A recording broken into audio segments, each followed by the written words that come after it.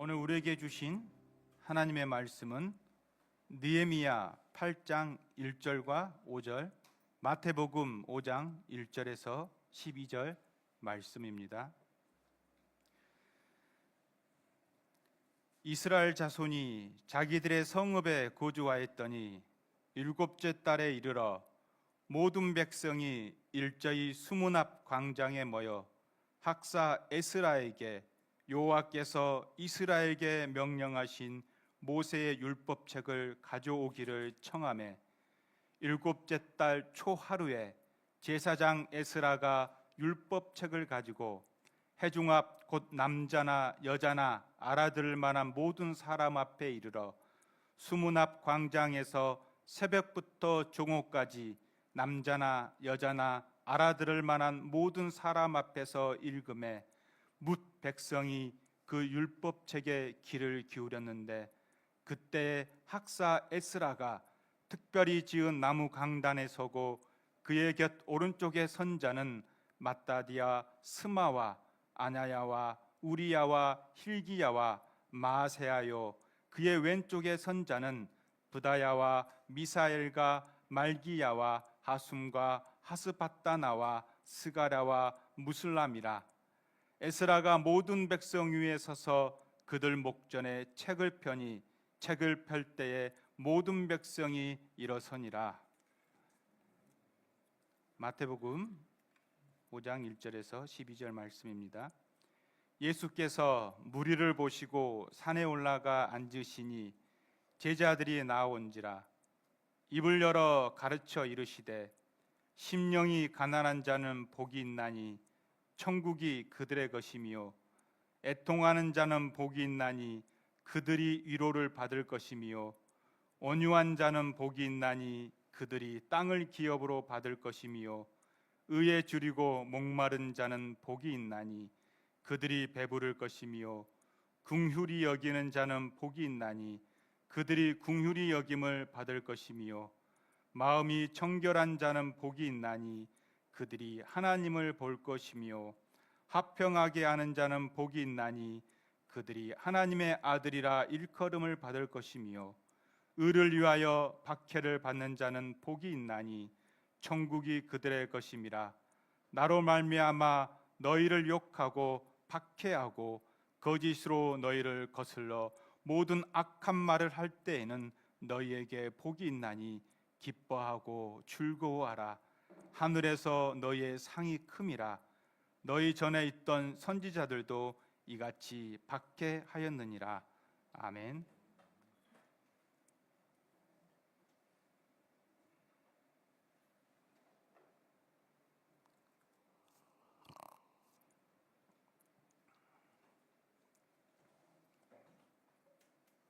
저희 딸이 어제부로 만 20살을 맞아서 성인이 됐습니다. 성인이 된 저희 딸이 항상 저에게 하는 말이 있습니다. 아빠는 꼰대인데 꼰대 같지가 않아. 기분이 좋아야 할지 나빠야 할지는 잘 모르겠습니다. 목사이기 때문에, 또한 본의 아니게 나이가 들었기 때문에 오늘 설교에 꼰대 짓을 하더라도 이해해 주시기 바랍니다. 바벨론 포로에서 돌아온 이스라엘 백성들은 전쟁으로 인해 황폐해진 수도 예루살렘을 보게 되었습니다. 예루살렘 성벽은 무너지고 성전은 터만 남긴 채 흔적도 없이 사라졌습니다. 매년 3대 절기 때마다 온 이스라엘 백성들이 모였기에 발걸음을 옮길 공간조차 없었던 예루살렘 성전이 이제는 먼지만 가득한 곳이 되어버렸습니다. 그래서 느헤미야 1장 3절 말씀에 보면 이렇게 기록됩니다. 그들이 내게 이르되 사로잡힘을 면하고 남아있는 자들이 그 지방 거기에서 큰 환난을 당하고 능욕을 받으며 예루살렘 성은 허물어지고 성문들은 불탔다 하는지라. 과거 발 디딜 틈 없이 북적였던 예루살렘 성전의 영광은 사라지고 폐허가 된 빈 터전만 남았습니다. 이스라엘 백성들이 생각하는 회복은 바벨론 포로에서 돌아오는 것이 아닙니다. 그들이 생각한 진정한 회복은 무너진 예루살렘 성전이 다시 세워진 것입니다.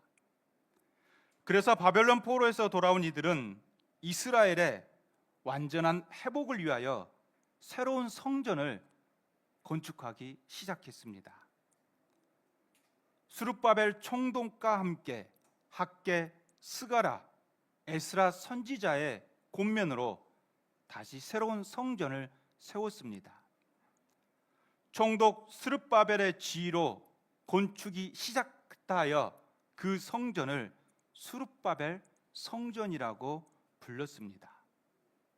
하지만 스룹바벨 성전은 과거 솔로몬 성전보다는 아주 작고 초라했습니다.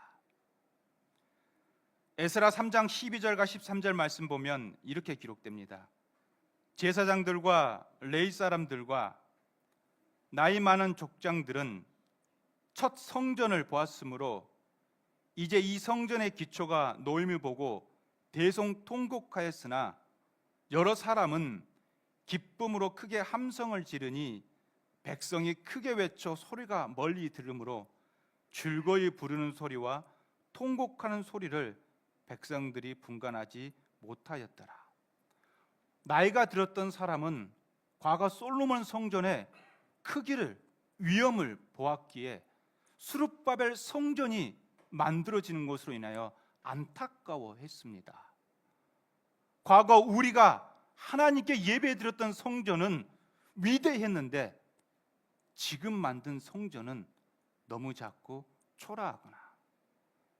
반면에 과거 솔로몬의 성전을 경험하지 못한 젊은 세대는 성전이 만들어졌다는 그 이유 하나만으로 환호를 외치며 기쁨의 춤을 추었습니다.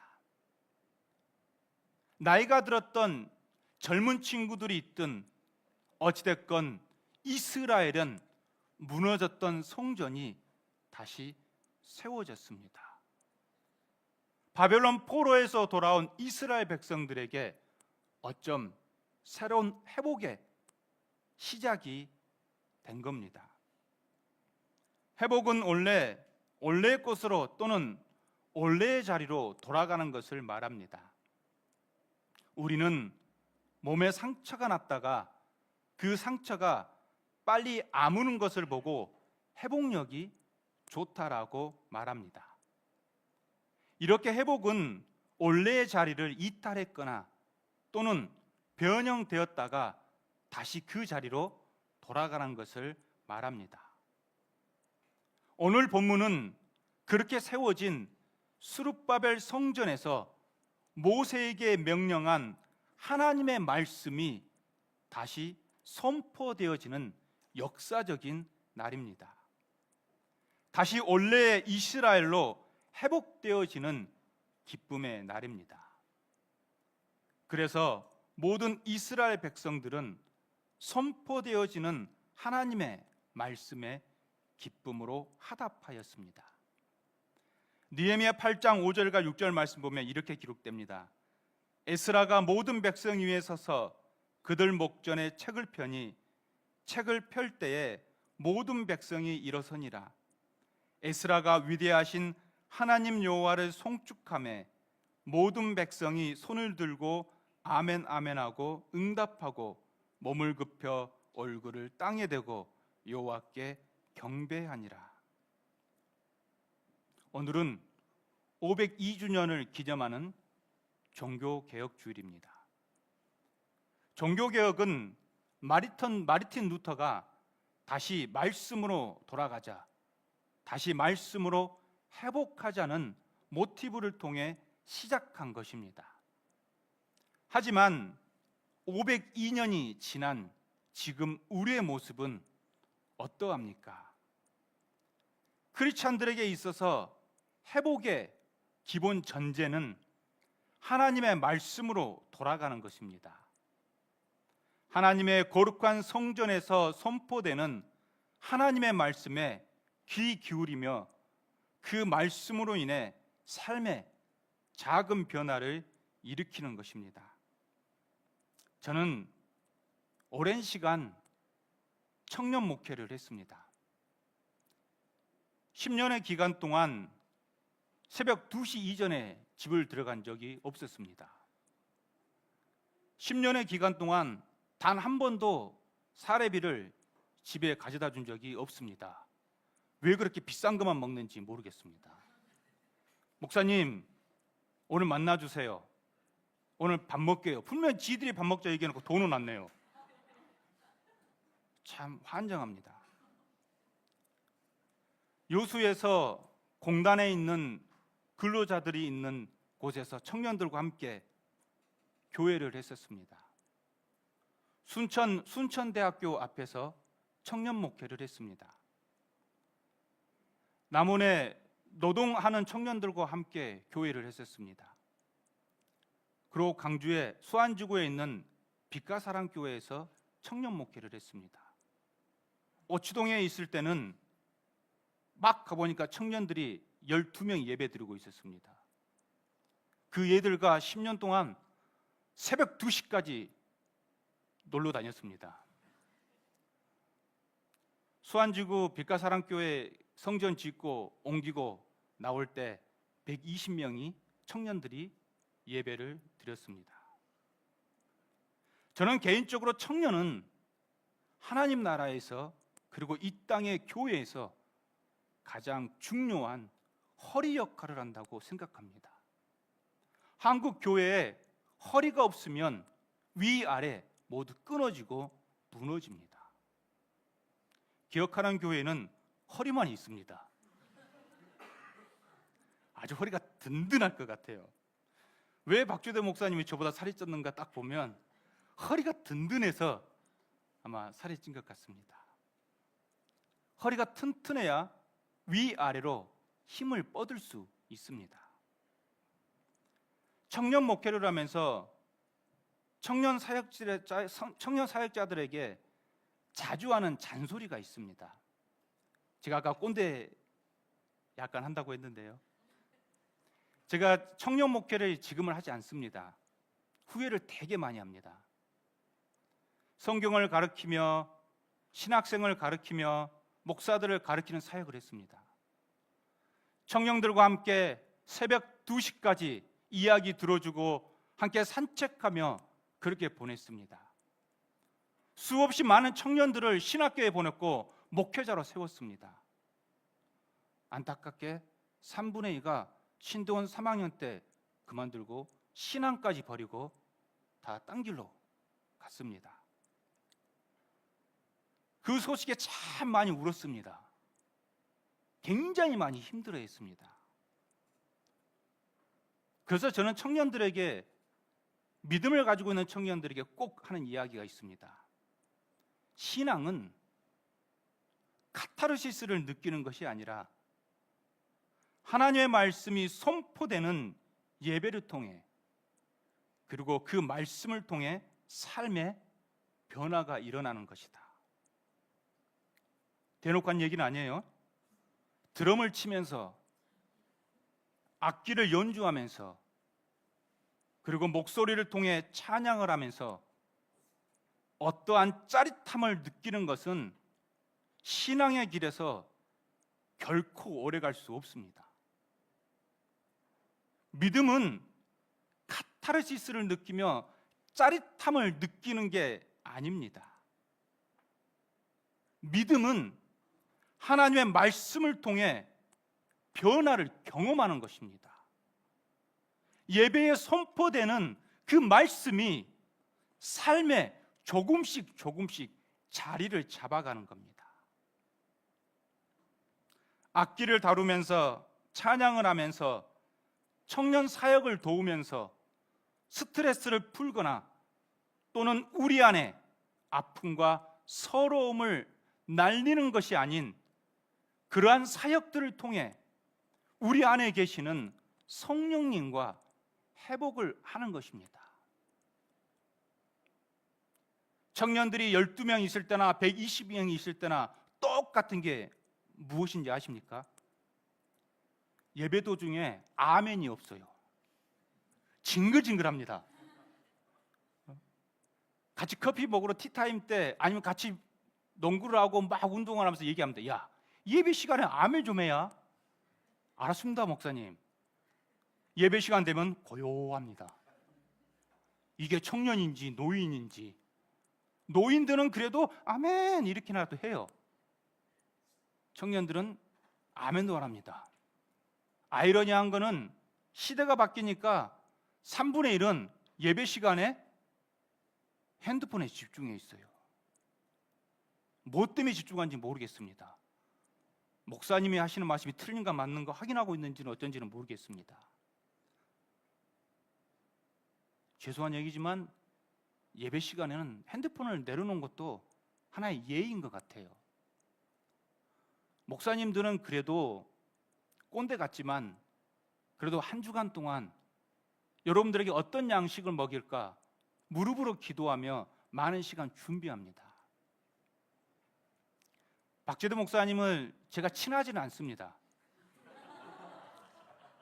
그러나 만날 때마다 그래도 느끼는 게 있어요. 참 열정이 대단해요. 물론 저보다 몇 살 어리기 때문에 그럴 거라고 생각합니다. 하지만 여러분들이 생각하는 마음은 누구보다 참 대단한 것 같아요. 여러분, 목회자를 가장 기쁘게 하는 거는요, 예배 시간에 변화하는 모습을 보여주는 거예요. 이 앞주에는 핸드폰을 들었으면 이번 주는 핸드폰 한번 내려보는 겁니다. 다음 주에는 핸드폰을 내려놨으면 목사님의 말씀에 아멘이라고 창피하면 조그만하게라도 앞에서는 보이거든요. 옆에 사람에게 창피하면 아멘하고 살짝 이렇게 해보세요. 그러면 앞에서 말씀을 전하는 목사님은 솔직히 흡족하고 기뻐요. 행복합니다. 단 한 명이라도 그렇게 반응이 일어나면 목사님들은 야, 내가 한 주간 무릎 꿇고 기도했던 응답이 있구나. 기도의 응답은요, 반응이에요. 목사님들이 말씀을 통해서 여러분들 선포되어질 때 반응이 없으면 그건 응답이 아니에요. 제발 부탁입니다. 더 많이 모이더라도 조용한 예배가 아니라 아멘으로 화답하는 그런 예배가 되었으면 좋겠습니다. 크리스찬은 말씀으로 돌아가야 합니다. 말씀만이 우리의 삶의 빛이 될 수 있습니다. 청년이기에 교제하고 티타임하고 스포츠하고 좋습니다. 교제도 하나의 예배입니다. 하지만 그것들이 중심이 된다면 과연 우리의 믿음은 얼마나 더 오랫동안 지속적으로 유지할 수 있을까요? 말씀이 중심이 되지 않고 카타르시스가 또는 교제가 또는 어떤 무언가가 중심이 된다면 우리의 신앙은 오랫동안 유지될 수 없습니다. 심지어 신학교를 갔던 전도사님들마저 신학교를 신대원 3학년까지 갔던 분들도 신앙을 버리고 이제는 일반인보다 더 못하는 삶을 살아갑니다. 왜 그랬을까요? 예배에 믿음의 말씀이 없었기 때문입니다. 말씀이 자리 잡지를 못했기 때문입니다. 말씀이 자리 잡히지 못하니까 우리의 삶의 모든 아픔과 고통에 회복이 일어나지 않습니다. 변화가 일어나지 않습니다. 사랑하는 여러분, 하나님의 말씀에 귀 기울여 보십시오. 어떠한 변화가 일어나는지 한번 경험해 보십시오. 그 말씀이 나를 어떻게 이끌어가는지, 나를 어떻게 변화시키는지, 우리의 가정을, 내 주변에 있는 사람들을, 내가 다니는 직장을 어떻게 변화시키는지 한번 경험해 보십시오. 그 경험은 내가 투자하지 않으면 절대 얻을 수 없습니다. 한번 투자해 보십시오. 하나님의 말씀을 경험하기 위해서. 바벨론 포로에서 귀환한 이스라엘 백성들은 회복을 경험하기 위해 하나님의 말씀으로 돌아갔습니다. 학사 에스라를 통해 선포되는 하나님의 말씀으로 돌아갔습니다. 그 말씀에 그들은 이렇게 반응했습니다. 느헤미야 8장 8절에서 9절 말씀입니다. 하나님의 율법책을 낭독하고 그 뜻을 해석하여 백성에게 그 낭독한 것을 다 깨닫게 하니 백성이 율법의 말씀을 듣고 다 우는지라. 총독 느헤미야와 제사장 겸 학사 에스라와 백성을 가르치는 레위 사람들이 모든 백성에게 이르기를 오늘은 너희 하나님 여호와의 성일이니 슬퍼하지 말며 울지 말라 하고. 종교개혁 502주년을 기념하여 세 개의 교회가 하나의 연합을 만들어 강단을 교류하기로 했습니다. 그리고 세 교회 목회자들이 하나님의 나라와 회복이라는 주제로 말씀을 선포하기로 결의를 했습니다. 약 6주 동안 모일 때마다 3-4시간씩 함께 발표하며 많은 이야기를 나눴습니다. 저는 기억하는 교회를 잘 모릅니다. 그러면 제가 준비한 설교를 박재도 목사님에게 드리고 박재도 목사님께서 카트할 건 카트하고 더 보완해 줄 건 보완해 달라고 6주 동안 계속 그 작업을 했습니다. 그리고 그 원고를 오늘 가져와 여러분과 나누고 있는 겁니다. 어떻게 하면 하나님의 말씀을 잘 전달할 수 있을까? 세 분 목사님 모두 큰 고민에 빠졌습니다. 그리고 그 고민의 답을 종교개혁자 루터와 학사 에스라를 통해 찾을 수 있었습니다. 말씀으로 돌아가자. 그리고 그 말씀을 알아들을 수 있도록 잘 설명해 주자. 그리고 우리가 먼저 그 말씀으로 인하여 변화되자. 하나님의 나라를 회복하기 위해 그리고 지치고 힘든 우리의 삶 속에서 하나님께서 주신 참된 회복을 경험하기 위해 하나님의 말씀으로 돌아가자. 그것이 종교개혁의 가장 중요한 모티브입니다. 그렇다고 우리가 하나님의 말씀을 듣지 않았다는 것은 아닙니다. 여전히 인터넷을 뒤지면 여전히 지금도 수없이 많은 강단에서 하나님의 말씀은 선포되어지고 있습니다.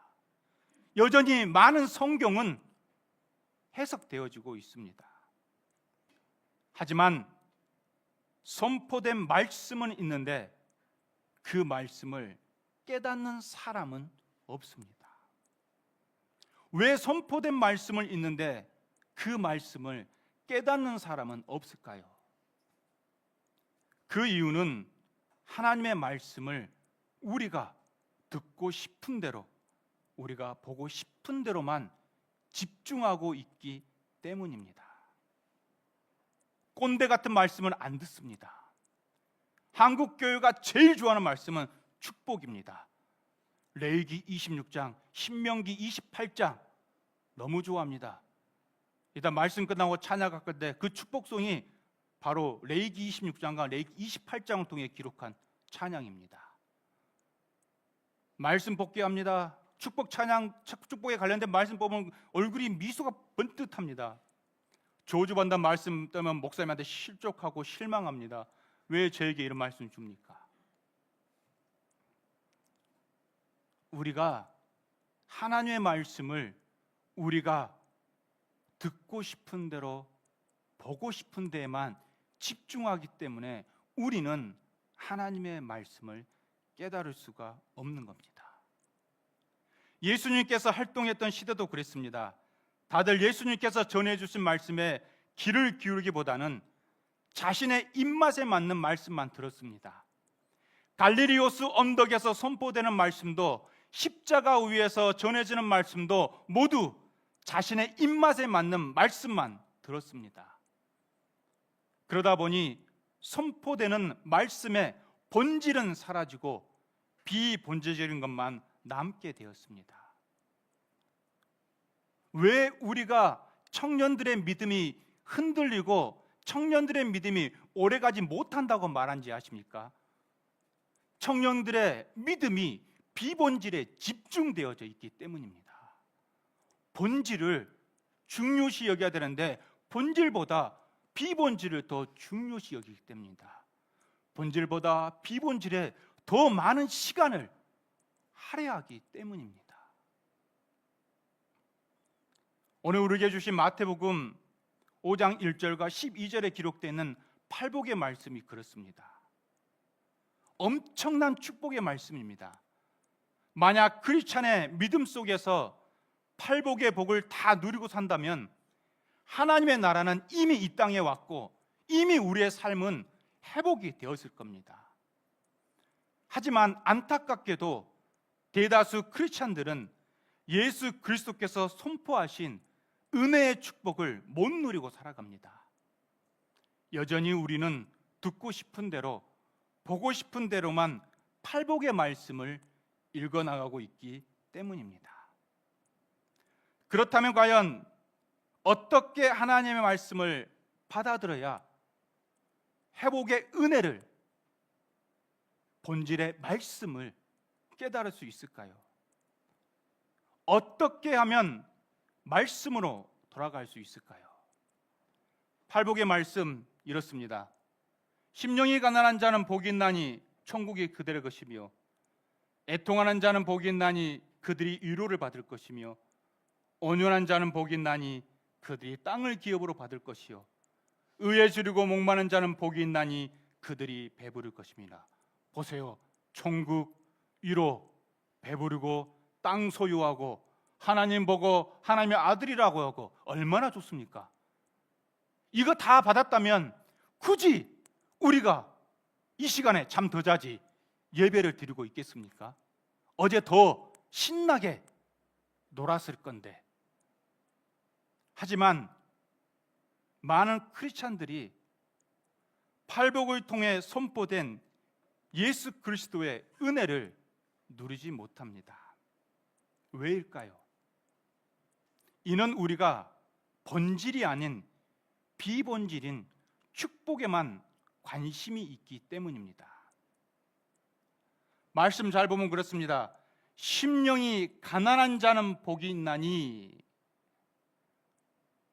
영어 성경은 전부 if절입니다. 만약에 너희가 어떻게 하면 이렇게 될 것이라고 되어져 있습니다. 헬라어 성경에는 호테라고 되어 있어요. 전부 다 과정법이에요. 하지만 우리는 어떠합니까?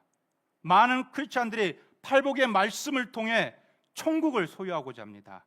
하나님의 위로를 받고자 합니다. 하나님께 주신 땅을 소유하러 갑니다. 지금의 삶이 배부르기를 원합니다. 하나님께서 긍휼히 여겨주시기를 원합니다.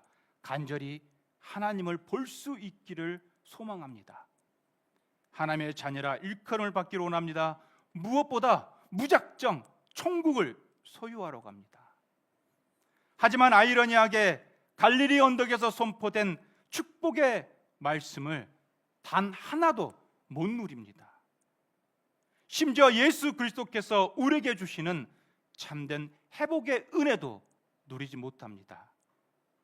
그러다 보니 우리의 삶은 여전히 강팍하고 지치고 힘이 듭니다. 여전히 우리는 갈릴리 언덕에서 선포된 예수 그리스도의 말씀을 듣기보다는 그 말씀에 기록된 축복만 내 것으로 만들고자 합니다. 여전히 축복된 예수 그리스도의 말씀보다는 그 말씀으로부터 흘러나오는 축복만 바라봅니다.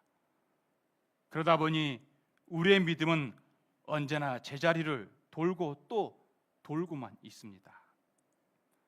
팔복에서 말하는 복은 모두가 다 부수적인 겁니다. 비본질이며 부록입니다. 여러분, 부록은 어떤 겁니까? 번질 걸 사면 그냥 공짜로 주는 게 부록이에요. 팔복에서 말하는 복들은 전부 다 그냥 주어지는 부록입니다.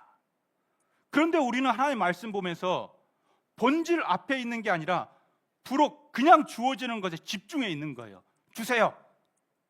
본질을 안 사면 부록은 절대 얻을 수 없습니다. 본질을 사야 부록을 얻을 수 있는 거예요. 부록은 그냥 공짜로 본질을 통해 얻어질 수 있는 겁니다. 사랑하는 여러분, 천국을 소유하고 싶습니까? 그러면 먼저 심령이 가난하면 됩니다. 하나님의 위로를 받고 싶습니까? 그러면 먼저 애통하는 마음을 가지십시오. 땅을 기업으로 받고 싶습니까? 그러면 먼저 온유한 자가 되십시오. 지금의 삶에 배부르고 싶습니까? 그러면 먼저 의에 줄이고 목마르십시오. 긍휼히 여김을 받고 싶습니까? 그러면 먼저 긍휼히 여기는 자가 되십시오. 하나님을 보고 싶습니까? 그러면 먼저 마음이 청결해지십시오. 하나님의 자녀라고 일컬음을 받고 싶습니까? 그러면 먼저 화평을 만드는 사람이 되십시오. 분명 제가 설교하기 전에 몇 번 예배드렸습니다. 아멘이란 반응이 있어야 되는데 별로 나는 받고 싶지도 않아. 니나 받아. 그런 표정입니다. 박혜도 목사님께서 얼마나 답답하실지 약간은 느껴지는 측면입니다. 한 8년 만에 다시 느낍니다. 이 답답함을. 아무리 좋은 걸 주고 싶고 좋은 걸 얘기하고 싶지만 반응이 없습니다. 우리가 말씀은 비본질에 집중하면 안 돼요. 모두 본질에 집중해야 돼요. 본질에 집중하면 비본질은 그냥 얻어지는 거예요. 한번 여러분 심령이 가난해 보십시오. 삶이 가난한 얘기는 아니에요. 옆에 사람들 봤을 때 마음이 조금 가난해지면 되는 거예요. 그러면 자동적으로 천국이 와요. 옆에 사람 보면 어때요? 아야 아프다 그러면 아이고 아프다. 조금 애통해지면 돼요. 그러면 어때요? 하나님이 위로해 줍니다. 잘했다 새끼야. 이렇게 위로해 줄 겁니다. 땅을 기업으로 받고 싶습니까? 온유하면 돼요. 인상 쓰지 말고 얼굴에 웃고. 목사님들이 말씀 전하면 아멘 알았어 빨리 끝내. 이렇게 온유해 주시면 됩니다. 배부르고 싶습니까? 의에 줄이고 목마르면 됩니다. 긍휼히 여김을 받고 싶습니까? 긍휼히 여기는 자가 되면 됩니다. 하나님을 보고 싶습니까? 마음이 깨끗하면 됩니다. 하나님의 아들이라 일컬음을 받고 싶습니까? 평화를 만드는 자가 되십시오. 천국을 소유하고 싶습니까?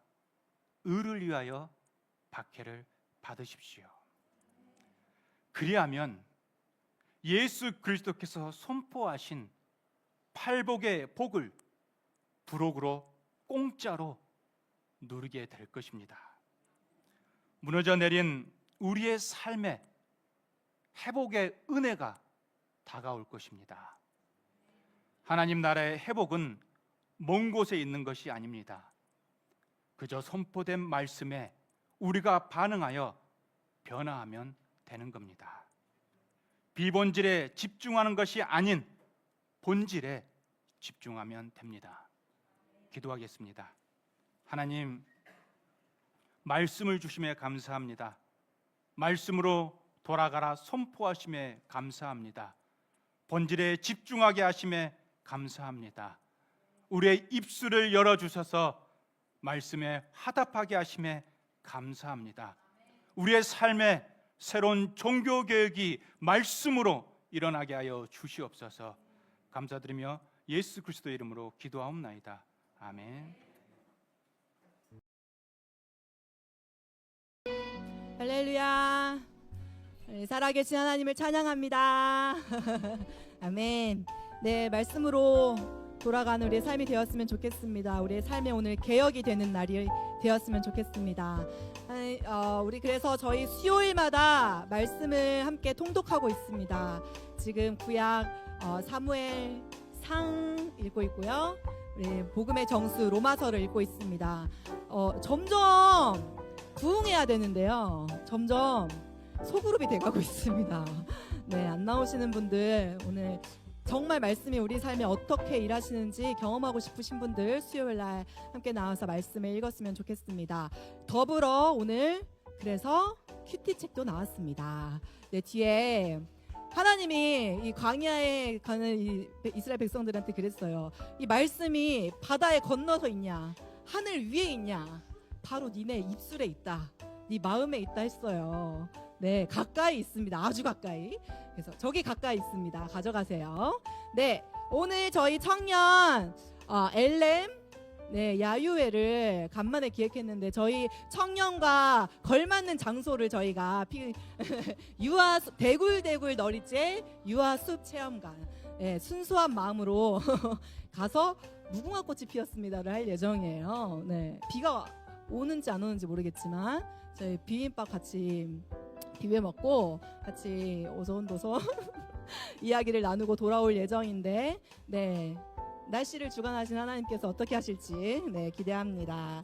네, 세 번째 저희 가셨어요. 김상복 목사님께서 쑥스러우시대요. 그래서 네, 인사도 나눴어야 되는데 네, 김상복 목사님. 근데 이렇게 강단을 교류하니까 너무너무 좋네요. 그렇죠?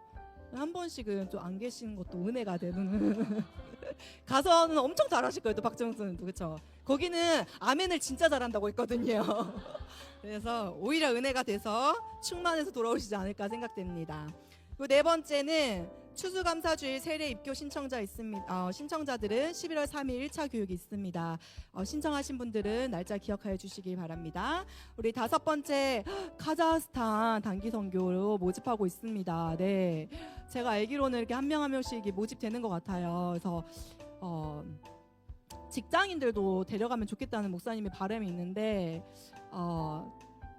네. 믿음이 필요한가요? 이거 어떻게 해야 되나? 아무튼 네, 기도하시면서 혹시 마음이 있으신 분들 너무너무 좋은 기회라고 생각해요.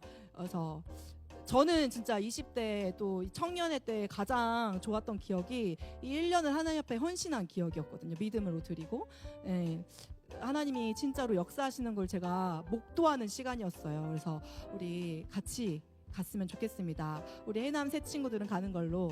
네, 다니엘을 찾아주십시오. 다니엘을. 네, 그리고 네, 1차 마감이 11월 3일 있다는 거 기억해 주시고 여권은 우리 해남 친구들은 지금부터 준비해 주세요. 네, 가실 분들도 다 준비해 주세요. 그리고 우리 11월 기억하는 교회가 바빠요. 결혼식 가느라 바빠요. 저희가 11월 9일 날 현도 해빈 가정을 이루는 날이고 또 두 번째 그 다음 주일은 네, 효웅이 아니라 현웅이에요. 네, 네. 발음하긴 쉽긴 한데 우리 현웅, 은지 네, 가정을 이루는 날입니다. 네, 같이 축복해 주시고 또 오다 가다 만나면 축하해 주시고 또 기도해 주시면 감사하겠습니다. 네, 그리고 없습니다. 네, 오늘은 밥 없는 날이니까 에제르 또 모이시고 청년들은 어떻게 할지 어떻게 하나요? 2층으로 모이시면 되겠습니다. 네, 다음 주에 또 만나겠습니다. 감사합니다.